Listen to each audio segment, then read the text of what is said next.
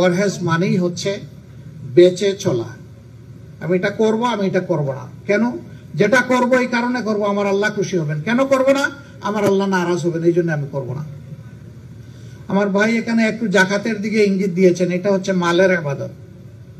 হজ হচ্ছে জাকাত এবং মালের ইবাদত, সালাত হচ্ছে দেহের ইবাদত, সওম হচ্ছে দেহের ইবাদত, বদনী ইবাদত। এই জাকাতটার মূল মাকসুদটা কি? এই জাকাতের মূল মাকসুদ হচ্ছে সমাজকে একটা ভারসাম্যের জায়গায় নিয়ে আসা, অর্থনৈতিক দিক থেকে। আমাদের এটা একটা মুসলিম দেশ, ৯১% মানুষ আমরা মুসলমান। আজকের এই সমাবেশে যারা উপস্থিত হয়েছেন তারা ওয়েল টু ডু মুসলমানস, তারা স্বাবলম্বী সচ্ছল মুসলিম maximum, except and save someone, might be or not be, Allah knows best। আমি ধারণা করছি এরা আপনারা সবাই সচ্ছল মানুষ। আমি যদি আমার নিচের দিকে যারা আছে, প্রতিবেশী যারা আছেন, রাস্তায় চলতে যাদেরকে দেখি, তাদের দিকে তাকাই, তাহলে দেখবো যে আল্লাহ তাদের তুলনায় আমাকে অনেক ভালো রেখেছেন। আলহামদুলিল্লাহ। শুকর আদায় করবো মুখে, কালিমাতুশ শুকর বলে আলহামদুলিল্লাহ, কিন্তু প্রকৃত শুকর আদায় হবে যদি দেখি আমার কোনো প্রতিবেশী কষ্টের মধ্যে আছে, তার খোঁজ নিয়ে তার কষ্ট দূর করা এবং সে কিভাবে সম্মানের সাথে খেয়ে বেঁচে চলতে পারে তার একটা ব্যবস্থা করে দেওয়া।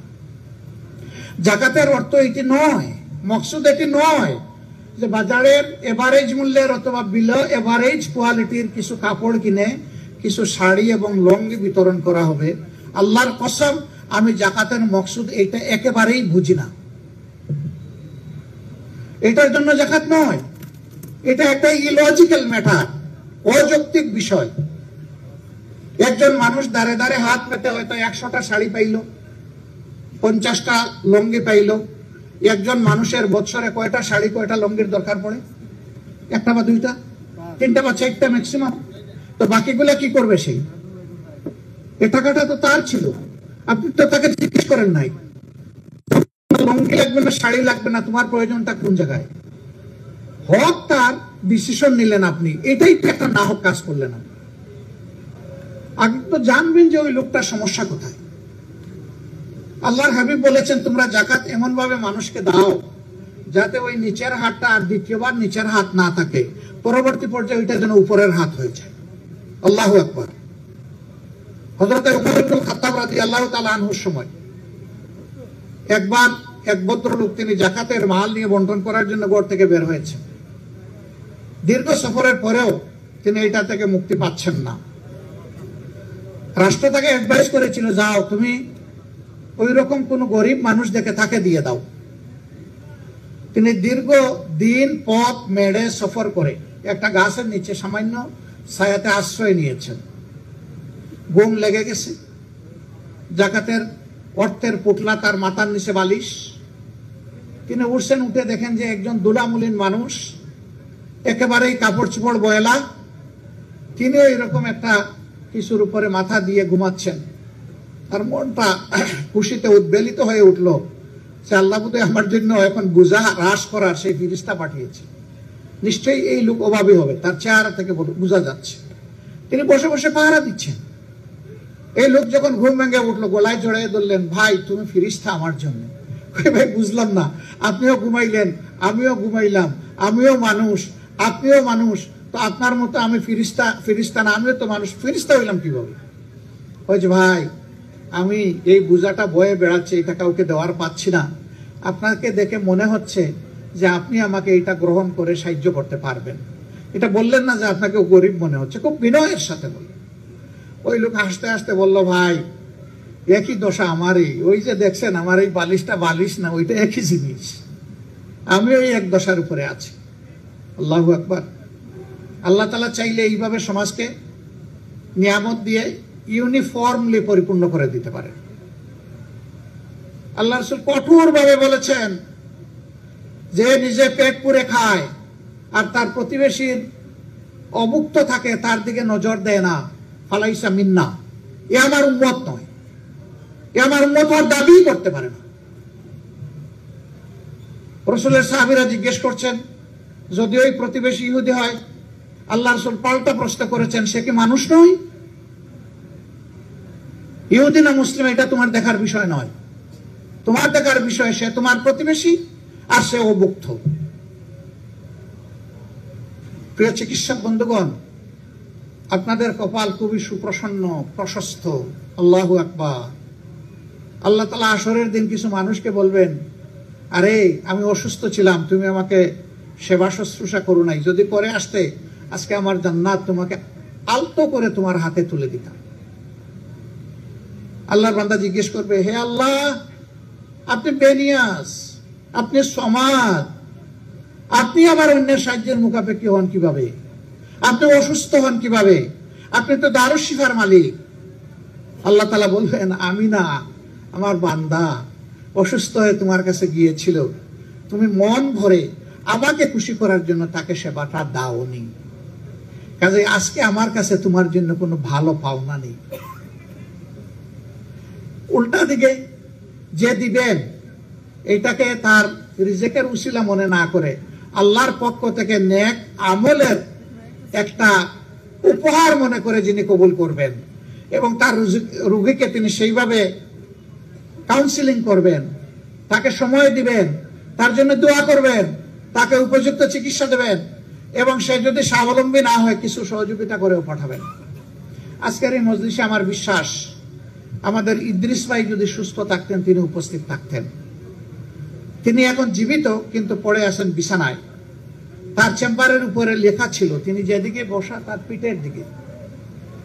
আপনি যদি সচ্ছল না হন লজ্জা করবেন না, আমাকে ইঙ্গিতে বলুন, ইশারা দিন, আপনাকে ফি দিতে হবে না। অনেকে সেই রকম ইশারা করত, তিনি জেনে নিতেন যে এখন ফেরত যাওয়ার ভাড়া আছে কিনা, ঔষধ কিনতে পারবে কিনা। আলহামদুলিল্লাহ তিনি সাপোর্টটা দিতেন। আমরা লোক পাঠাইতাম মফস্বল থেকে তার কাছে, ফিরে গিয়ে বলতো, ভাই উনাকে দেখা মাত্র অর্ধেক রোগ আমার চলে গেছে, আর বাকিটা ইনশাআল্লাহ আল্লাহ চাইলে উনি যে চিকিৎসা দিয়েছেন আশা করি আমি শিফা পাবো। তিনি তো ফকির হয়ে যাননি, তিনি তো আলহামদুলিল্লাহ সচ্ছল ছিলেন, খুবই সচ্ছল ছিলেন। আল্লাহ তাআলা এইভাবেই রিজেকে বারাকা দিয়ে দেন। যাকাতের এই টাকা বিভিন্ন সংস্থা গ্রহণ করে, যেহেতু আমাদের দেশে ইসলামী সরকার নেই, ইসলামী সরকার না থাকার কারণে জাকাতের টাকা অন্তত মানুষ সরকারকে দিতে চায় না, যে তার এই টাকাটা জাকাতের নির্ধারিত 8টা খাতে ব্যয় হওয়ার গ্যারান্টি থাকবে কিনা এই ভয়ে দেয় না। অন্যান্য সংস্থাগুলো নেয়, আমরা যে সংগঠনটা করি আমাদেরকেও যারা দেন তাদের এই আমানত আমরাও গ্রহণ করি, তবে আমরা জোর করি না। আমরা এতটুকু বলি যে আপনি যদি আমাদেরকে এই আমানতের দায়িত্ব দেন, আপনার আদায় করার কারণে আপনি সওয়াব পাবেন, আর আমরা বাস্তবায়নের কারণে আপনাদের উসিলায় একটু সওয়াব পাবো। আমরা চেষ্টা করব আপনাদের আমানত হকদারের কাছে কোনো কম বেশ ছাড়া যথাযথভাবে পৌঁছানোর। এরপরে যদি আমাদের জ্ঞানের অভাবে কোনো ভুল হয়ে যায় আল্লাহর কাছে মাপ চাই, কিন্তু স্বেচ্ছায় সব জ্ঞানে এই জাকাতের টাকা এটা আগুন, এই আগুনে আমরা হাত দিই না, দিব না। এটা যার পাওনা তার কাছে আমরা পৌঁছে দেওয়ার চেষ্টা করি। আর আমাদের পদ্ধতিটাই হচ্ছে যে ওই পদ্ধতি যেটা আল্লাহর রাসূল বলেছেন, যাকে একবার জীবনে দিবা তার জন্য দ্বিতীয়বার আর কারো কাছে হাত পাততে না হয়, এমন ভাবে তাকে একটা কিছু করে দাও। আমরা ওইটাই চেষ্টা করি। তাকে পয়সা দিয়ে আমরা বসে থাকি না, তাকে তদারকি করি, সঙ্গ দিই যে সে প্রপারলি এটা ইউটিলাইজ করেছে নাকি এটা ফান্ড ডাইভার্ট করে অন্য কিছু করে ফেলেছে। আমরা বিশ্বাস করি এইভাবে একজন অসচ্ছল লোক যদি জাকাতকে পরিপূর্ণ আমানতদারির সাথে তিনি যদি গ্রহণ করেন, ইনশাআল্লাহ আল্লাহ রসুলের কথা সত্য যে দ্বিতীয়বার তাকে আর হাত পাততে হবে না ইনশাআল্লাহ। আমরা বিষয়গুলোকে এইভাবেই হ্যান্ডেল করার চেষ্টা করি।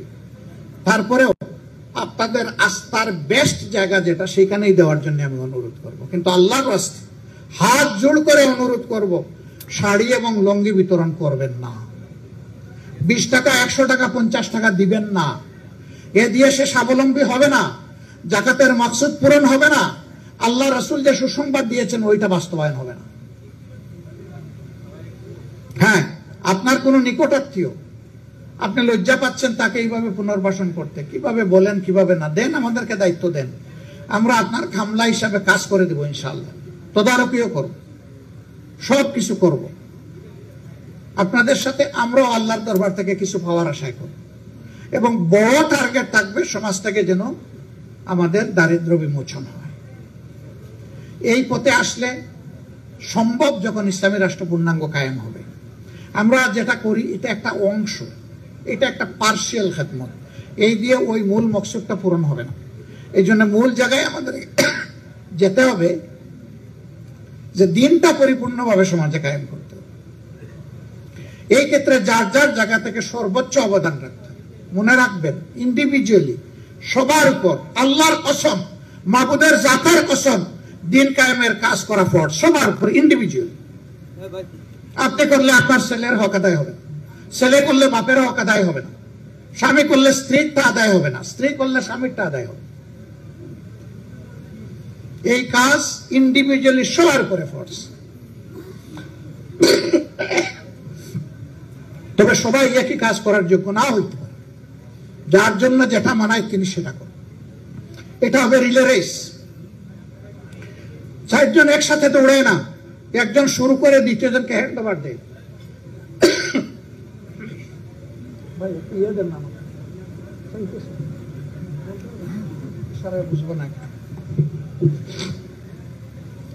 দ্বিতীয় জন এই রুমালটা হাতে নিবে, নিয়ে জান প্রাণ দিয়ে দৌড়াবে তৃতীয় জনকে হ্যান্ড ওভার করার জন্য।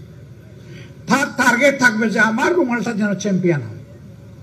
তৃতীয় জন দৌড়াবে হাতে নিয়ে চতুর্থ জনকে দেওয়ার জন্য। চতুর্থ জন তার শ্বাসবদ্ধ ঊর্ধ্বশ্বাসে পারলে সে উড়াল দিয়ে চলে যায়, গিয়ে টার্গেট পয়েন্ট সে টাচ করে সেই রকম করে দৌড়াবে। এই জন্য আল্লাহ বলেছেন নেক কাজে তোমরা দৌড়াও। আমরা সেই দৌড়ানোর কাজটা সবাই মিলে একসাথে করতে চাই, সেই রিলে রেসটাই দিতে চাই। শেষ, সেই রিলে রেসটাই আমরা দিতে চাই। এই রিলে রেসে আপনাদের সকলকে অংশগ্রহণ করার জন্য আহ্বান জানাই। বাংলাদেশ জামাতে ইসলামী কমিটেড নেতাকে প্রতিষ্ঠিত করা নয়, বরঞ্চ আল্লাহর নীতিকে প্রতিষ্ঠিত করার জন্য। নেতাকে ক্ষমতায় নেওয়ার জন্য নয়, আল্লাহর কোরআনকে ক্ষমতায় নেওয়ার জন্য। সেই দিনটির অপেক্ষায় আছে।